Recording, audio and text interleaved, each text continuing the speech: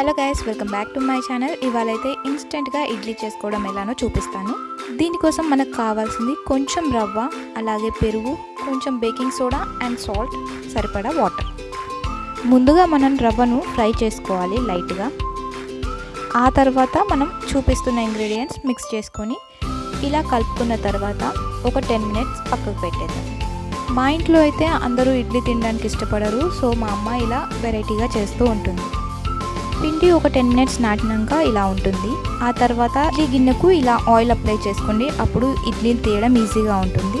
తర్వాత ఇడ్లీ పిండిని ఇలా మనం మంచిగా సెట్ చేసుకుందాం. కొంచెం ఈవెన్గా స్ప్రెడ్ చేసుకోండి, అప్పుడు పర్ఫెక్ట్గా వస్తాయి. మీరు కావాలనుకుంటే ఇదే పిండిలో కొంచెం క్యారెట్ తురుము, క్యాప్సికమ్ అండ్ ఆనియన్ కూడా యాడ్ చేసుకోవచ్చు, చాలా బాగుంటుంది. ఇడ్లీలు ఇలా సెట్ చేసుకున్న తర్వాత ఇడ్లీ గిన్నెలో పెట్టేసుకుందాం. ఒక 10 మినిట్స్లో అయిపోతుంది. ఆ లోపల మనం పల్లి చట్నీ ప్రిపేర్ చేసుకుందాం. దీనికోసం పల్లీలు వేయించి తీసుకోండి, అందులోనే ఉప్పు కారం వేసి కొన్ని వాటర్ వేసి పట్టేసేయండి, ఈజీగా అయిపోతుంది. చూసారు కదా, ఇడ్లీలు రెడీ అయిపోయాయి. ఎంత బాగా వచ్చాయో చూడండి.